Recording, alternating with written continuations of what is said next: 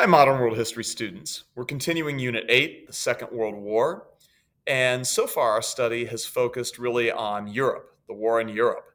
We had asked question number one was, why do we fight? And the focus was on Germany. The focus was on German aggression and Germany's efforts under Adolf Hitler to take over as much of Europe as possible. And that was, what led to the war in Europe. So now we're shifting over to the other side of the world and focusing on what was going on with Japan. Because in the Second World War, there's fighting really going on in both sides of the world. In Europe, in which we were taking on Germany and Italy, and in Asia and the Pacific, where we were taking on Japan. So, in that sense, the Second World War was more truly a world war than the First World War. In the First World War, the fighting is really concentrated just in Europe. But in the Second World War, it's going on both in Europe and in Asia and the Pacific. And that's because of the aggressiveness of Japan. So this Ed puzzle will focus on why Japan became aggressive and how it sort of manifested that aggressiveness. So let's get started. We're going to start at the top of page 12.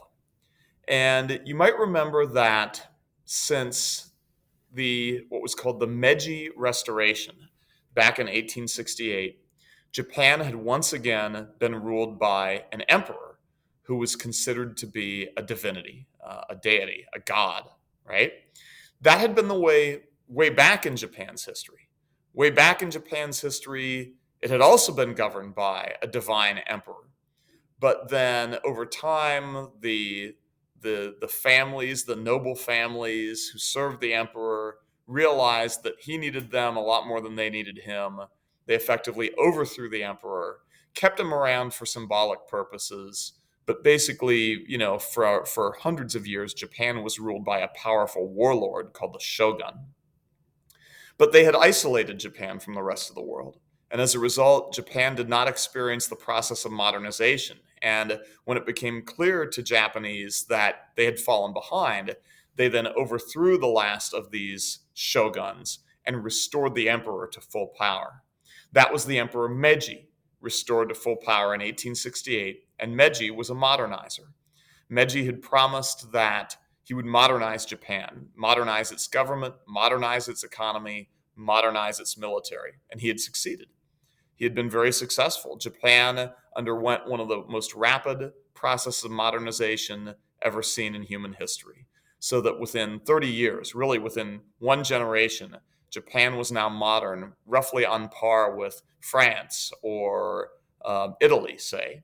Maybe not modernized and industrialized to the extent of Britain or Germany or the United States, but certainly on par with sort of the secondary industrial countries like France and Italy. Japan would be considered with that group.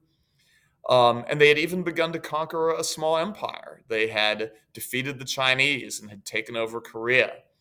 They had defeated the Russians. They had participated in World War I and had taken over a lot of Germany's colonial possessions in the Pacific.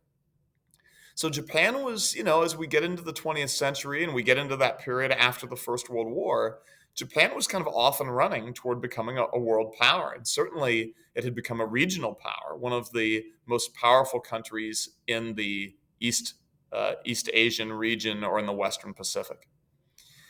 The leader of Japan, officially, the emperor of Japan, as we rolled through the 1920s, was named Hirohito. He was the grandson of the Emperor Meiji. And when he ascended to power, he was still a teenager, 19 years old. And an important thing to know about Japanese culture is that in Japanese culture, age is respected. Right? Older people are considered to be more wise because they've had more experience and more time to reflect on their experiences. And so, generally speaking, you defer to older people. And even the emperor, who was considered to be a god, tended to defer, that is, give way to older people. The people who surrounded him, the people who surrounded Emperor Hirohito were almost all older than him. Many of them were military men, but they were all older. They had had more experience. And so even though he was the emperor of Japan, and even though he was considered to be like a god on earth, Hirohito, because of his youth, he tended to let a lot of the older men around him effectively make his decisions for him. Now, I mentioned that a lot of those older men were military men, and the Japanese military was definitely growing in influence in Japan. Japan was on a winning streak. They had, as I mentioned, they had defeated China in their first major war, in Japan's first major war as a modern country. They had defeated China very easily in 1895. They had then, 10 years later, defeated Russia pretty easily in 1905. And then they had defeated Germany as a member of the Allied powers in World War I. So Japan was on this sort of winning streak, and people in Japan were quite proud of that. And as a result of that, the leaders of Japan's military, its army and its navy, enjoyed a great deal of influence and popularity because they had the support of the Japanese public. They therefore had a lot of influence over Japan's government. And as I mentioned, many of the military leaders, both of Japan's army and navy, were men who were, really all of them, were older, more experienced than the emperor. And so effectively, although the emperor was truly the head of state and still regarded as a god, during the time running up to Second World War, the real leaders of the Japanese government were these military men. They were the ones who were really making the decisions, and the public supported them. The public was proud of what Japan had accomplished, proud of its victories, proud of its growing empire. And so the Japanese public supported the fact that the military was really running the government. So by the time of the outbreak of World War II, effectively, the leader of the Japanese government was not Emperor Hirohito. So symbolically he was, but realistically, the leader of Japan's government was the man on the right, General Hideki Tojo. General Hideki Tojo effectively governed Japan as a military dictator in the years running up to the war and through the war. Hirohito, the younger man, was present as a symbolic figure, but he had his influence was pretty muted in the decision-making processes that led to the war and during the war. So let's talk a little bit about the actual events that caused other countries in the world to begin to view Japan as a threat and as a danger, and as a country which perhaps would have to be fought against and defeated. So here's the thing about Japan, and we're now moving to the bottom of page 12. Japan is a series of volcanic islands, really. And the map there shows the location of Japan. So here is Japan, and it's a series of volcanic islands. And the thing about that is that volcanic soil is really, really good for growing crops. It's good for growing, for farming. It's nutrient rich. Volcanic soil is nutrient rich.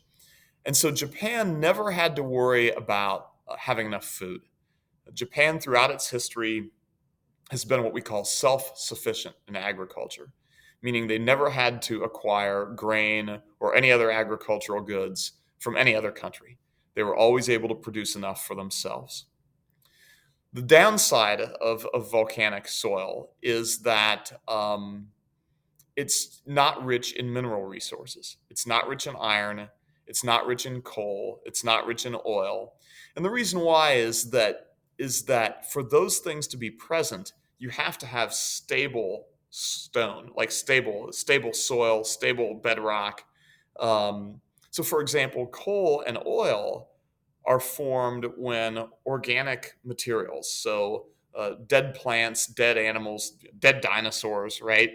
When they begin to decompose and then they're subject to heat and pressure, the carbon in that organic material forms into coal or petroleum, oil, or whatever.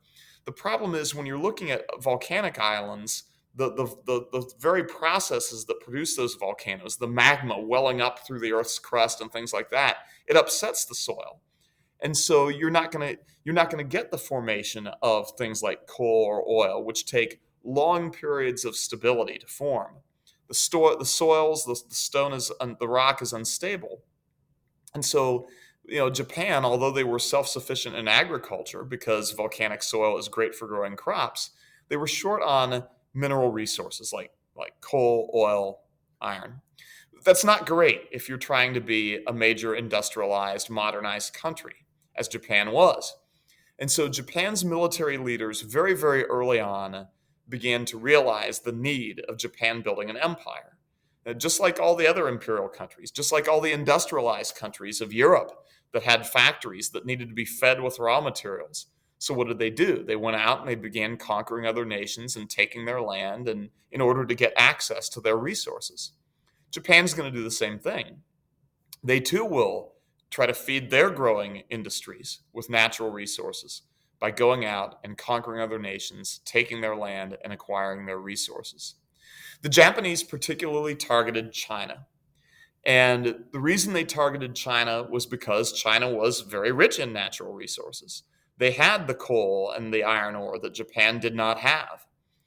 And also, China was a very vulnerable target. Two things, really. Number one, China had also isolated itself from the rest of the world for a long time. And as a result, China had not modernized well into the 20th century. Unlike Japan, which began its modernization process back in 1868, China had really not begun that process at all. And even in the years right before World War II, still had not begun that process. So China was vulnerable because they were not modern. And also, as you'll learn early in our next unit, China was engaged in a civil war. There was a civil war going on in China.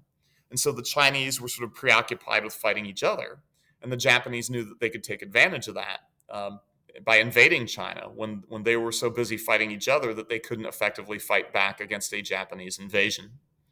So in 1931, 60,000 Japanese soldiers moving out of Japan itself and moving out of Korea invaded this northeastern region of China, which is called Manchuria. And Manchuria was a convenient and nearby target. It was immediately adjacent to Korea, which was a Japanese possession since 1910. And also, it was a likely target because it was rich in things like coal and iron ore, things that the Japanese needed. And also could provide living space for the Japanese. Just as the Germans were a very fast-growing nation in Europe, the Japanese were a young nation and a fast-growing nation in Asia, and they needed more space. And so Manchuria provided large space, rich in resources, and it was convenient. And so the Japanese invaded Manchuria in 1931, very, very easily drove off the Chinese forces, which, as I said, were not modernized and were disunited, fighting each other. And so in 1931, the Japanese took from China that northeastern region called Manchuria. So here we see the growth of the Japanese Empire. Japan itself, Korea, taken in 1910, and Manchuria, taken in 1931. But the Japanese weren't done. The Japanese intended to take over most of eastern China. Eastern China is really the part of China that is, in the eyes of the Japanese, worth taking. China, even to this day, is very much divided up east versus west. Eastern China is very modern. It's where the earliest civilizations, some of the earliest civilizations in the world were founded along the valleys formed by these rivers that flow through eastern China. Those rivers then provided the basis for early civilizations, which grew into major cities. Of course, all the ports that allow for China to trade with the rest of the world are located on the east. Western China is really heavy on deserts and mountains. It's a very rugged, inhospitable environment. And so, really, eastern China is the part where you're going to find the cities and the ports and the resources and the population. And so Japan, after taking over Manchuria, then set its sights on eastern China as well. They're going to largely ignore western China, which is sort of very, very minimally populated and very difficult terrain. So the Japanese then, 6 years after their conquest of Manchuria, Japan in 1937 invaded like the rest of China, eastern China. For this task, the Japanese committed 350,000 soldiers, so only 60,000 to take Manchuria. Now, 6 years later, the Japanese military had grown its commitment, and with 350,000 soldiers, Japan invaded China itself. So, moving south out of Manchuria, as well as landing in eastern China on boats, Japanese soldiers now began the invasion of China, like the main part of China. And once again, they caught the Chinese still in the midst of civil war and still not very modernized. And so once again, the Japanese drove the Chinese backward and backward and backward with relative ease. And soon, the Japanese closed in on the Chinese capital, which was Nanjing. The Japanese Air Force bombed Nanjing for about a week. In 1 week of bombing Nanjing, 50,000 Chinese civilians were killed. It goes to show you how densely populated and how unprotected China's civilian population was. When you think about the fact that, yes, Adolf Hitler and the Germans killed 50,000 um, Londoners, 50,000 British civilians when they bombed London during the Blitz in 1940, but that was over a period of months.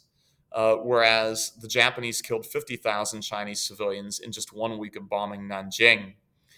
Chinese forces who were trying to protect the capital fled. They really didn't put up much of a fight at all.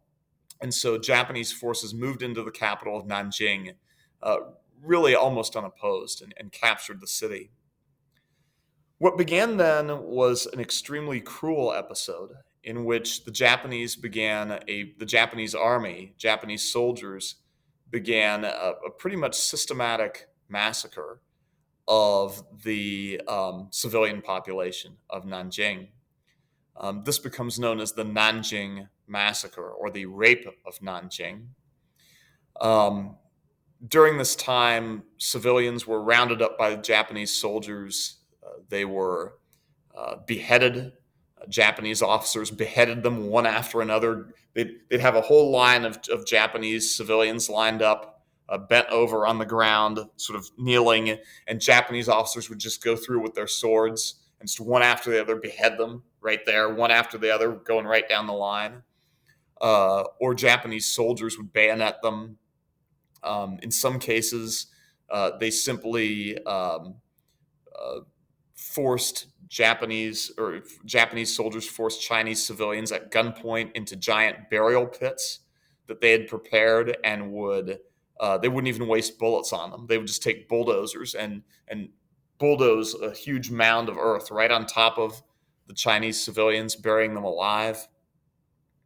Japanese soldiers were known um, to take infants, Chinese infants, and toss them into the air, 10 feet, throw them up into the air, and then bayonet them as they came down. Or in some cases, grab Chinese infants and hold them by their ankles and swing them and smash their skulls against brick walls. There was no end or limit to the cruelty that Japanese soldiers showed toward the Chinese civilians when they took over Nanjing. Um, the Japanese regarded the Chinese as inferior, as really subhuman, much in the same way that Hitler regarded Jewish and Slavic people. Japanese regarded Chinese as less than human. And so they treated them less than human. This also included the systematic and widespread rape of Chinese civilian women. It is believed that during the Japanese occupation of Nanjing, somewhere between 40 and 80,000 um, women were sexually assaulted by Japanese soldiers. One woman told about how she was taken and chained up in a shed. Uh, she didn't know how long. She lost track of the time because it was a dark shed, so she lost track of daytime and nighttime. But she was sure that she was raped multiple times every day by Japanese soldiers um, before finally before finally losing consciousness and then somehow being released. She was no longer of interest. Um, Young girls of high school age, and younger were particularly sought after as targets of sexual assault by Japanese soldiers, uh, particularly those who were considered to be attractive. And so families tried to hide their young girls, particularly the ones who were attractive. Um, they almost never succeeded. And families who were found to be hiding their girls were oftentimes murdered, the whole family.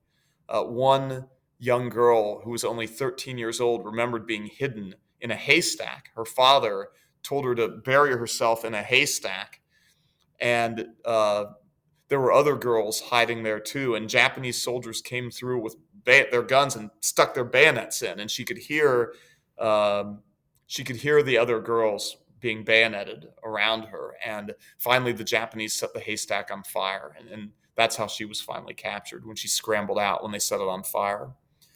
So it was really quite a horrific episode. Between 200,000 and 300,000 Chinese civilians were killed during the Nanjing massacre, the so-called rape of Nanjing. Again, 40 to 80,000 women sexually assaulted by Japanese soldiers who delighted in it, documented it with their cameras. They took pictures of it.